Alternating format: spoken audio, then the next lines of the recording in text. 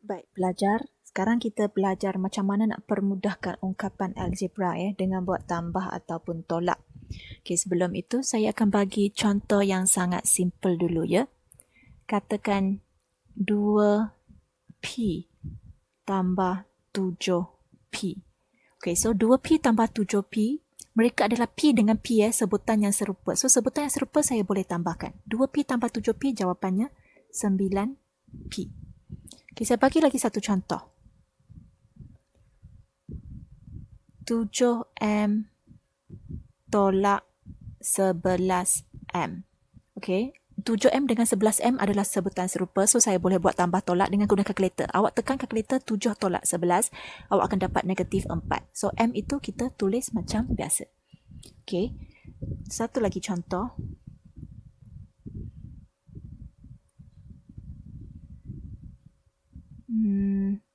3x tolak 2m tambah x. So, untuk yang penambahan ataupun penolakan ini, kita kena tambah ataupun tolak sebutan yang serupa sahaja. Sebutan yang tidak serupa, kita tak boleh buat tambah tolak. Contoh kita tengok ini.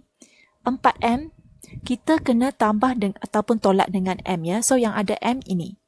Jangan lupa simbol ini pun bawa bersama. So, ini kita akan susun di depan. Tolak 2m. Okay, lepas tu, kita salin balik yang lain. Tambah 3x tambah x. Kita kumpulkan m bersama, kumpulkan x bersama. Okay, dan jangan lupa simbol tambah tolak ini, tambah ini kepunyaan 3x, tambah ini kepunyaan x. So, tolak ini kepunyaan 2m. So, sekarang kita hanya akan buat tambah tolak di antara m dengan m, x dengan x. Kita akan tambah tolak sebutan yang serupa sahaja. So, 4m tolak 2m, kita dapat 2m. 3x tambah 1x, kita dapat 4x. So, tambah 4x. Okey, so ini 2m dengan 4x, boleh tak kita dapat 6mx? Okey, apa maksud 6mx? 6mx maksudnya 6 darab m darab x. Di sini mana ada 6 darab m darab x? Yang kita ada 2 darab m dengan 4 darab x sahaja. So, dua benda ini tidak sama, tidak serupa. 2m dengan 4x bukan sebutan yang serupa. So, mereka tidak boleh buat tambah tolak. So, kita tinggalkan jawapan macam ini sahaja. Okey, siapa yang masih tak faham, saya bagi satu contoh yang sangat senang. 2 buah meja tambah 3 buah kerusi. Adakah dia akan jadi 5 buah meja kerusi? Tidak kan? Sebab meja dengan kerusi benda yang tidak sama. Mereka bukan yang serupa. So, kita tak boleh tambah. Okey, kalau 2 buah meja tambah 3 buah kerusi, jawapannya masih sama. 2 buah meja tambah 3 buah kerusi. Dia tak boleh tambah. So, kita biar jawapan ini sebagai jawapan yang muktamad. Okey, so saya harap korang boleh faham. Saya buat lagi satu contoh. Lepas tu kita akan tengok contoh yang dalam buku teks ya. So, sekarang kita tengok contoh yang keempat. Katakan negatif 8x tolak 3y tambah 7 tambah 4y tambah x. Okay, so ini dia kita punya ungkapan. So, sekarang macam mana kita nak buat? Ingat, kita susun semua sebutan yang serupa bersama ya. 8x ini negatif kepunyaan dia ya. So, kita cari lagi x. Ada lagi tak x? Okay, so ini x. So, tambah ini kepunyaan kepada x. So, di bawah ini kita akan tulis negatif 8x tambah x. Seterusnya, kita tulis pula untuk y. So, kita ada negatif 3y dengan 4y. 4y depan dia, ini tambah adalah kepunyaan 4y ya. So, kita tulis macam biasa. Tolak 3y tambah 4y. Lepas tu, kita ada satu lagi 7 yang nombor sahaja. So, kita tambah 7. So, sekarang kita buat tambah tolak di antara sebutan yang serupa. So, senang je. Awak tekan kalkulator. Negatif 8 tambah x. So, x ini tak ada nombor di depan. So, macam mana cikgu? Kalau nombor tak ada di depan, maksudnya nombor di depan adalah 1. Okey, so negatif 8 tambah 1. Bila awak tekan kalkulator, awak akan dapat negatif 7. X. Okey, negatif 3 tambah 4. So, bila awak tekan kalkulator, awak akan dapat 1. Y. So, kalau awak tengok kalkulator awak, 1 tu depan tu ada negatif tak? Tak ada kan? So, maksudnya itu positif. Okey, 1 ini kalau kita tak nak tulis pun tak salah. Kalau kita nak tulis 1, tak salah. Tak nak tulis pun tak apa. Okey, tulis Y sahaja pun tak apa. Lepas tu tambah 7. 7 tak boleh buat apa-apa sebab 7 dengan Y dengan X mereka bukan sebutan yang sama. Permudahkan setiap yang berikut. Maksudnya kita kena buat tambah tolak di sini ya, sebab kita nampak A, soalan dia sudah tunjuk ya, 3X tambah 5Y tambah 8X tolak Y tolak 9. Di sini kita nampak ada dua ungkapan algebra. Ini ungkapan yang pertama, ini ungkapan yang kedua ya. So kita kena tambahkan dua ungkapan ini ya. So untuk tambahkan ungkapan, first step kita perlu ikut BODMAS juga ya. Kita hilangkan kurungan dulu. So untuk kurungan yang depan tak ada masalah, kita terus boleh buang kurungan. Okey, untuk kurungan yang seterusnya, untuk kurungan yang ini dengan yang ini, kita boleh buang suka hati ke tidak, kita akan tengok yang depan. Kalau depan ini tambah, kita terus boleh buang. Nanti saya akan tunjuk sebab apa. Okey, kita boleh terus buang kurungan juga kalau untuk tambah ya di antara dua ungkapan algebra. Okey, sekarang kita buat macam yang tadi dalam contoh cikgu tunjuk, kita cari yang sebutan serupa dulu.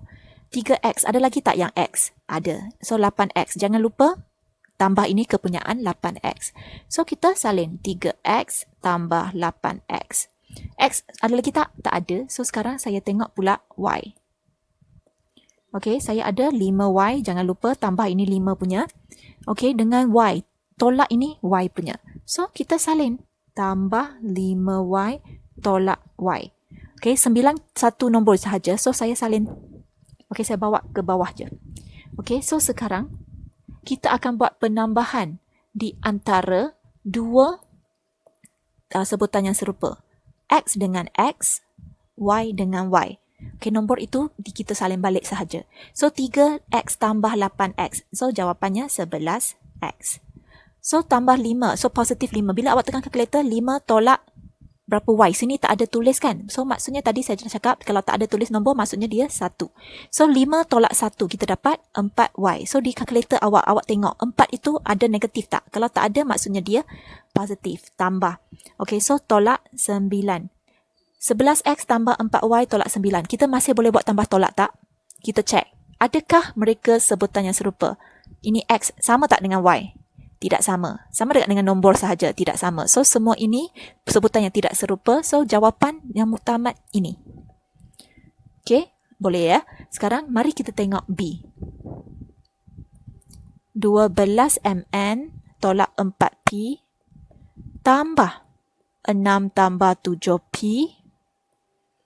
tolak 10MN tambah P tolak 2. Okey, so di sini kita dah nampak dia akan buat tambah tolak antara tiga ungkapan ni. So, macam biasa, jangan tergesa-gesa. Yang pertama kita buat dulu. 12MN tolak 4P, kita terus boleh buang kurungan untuk yang pertama. Dan seterusnya tambah. Kalau tambah ungkapan yang seterusnya ini, kita boleh terus buang kurungan. Sekarang, tibalah masa yang depan kurungan ada negatif. Okey, so kalau depan kurungan ada negatif, kalau kita nak buka kurungannya, okey, sebutan yang dalam kurungan itu, yang positif akan jadi negatif, yang negatif akan jadi positif. Sekarang saya tunjuk contoh ya.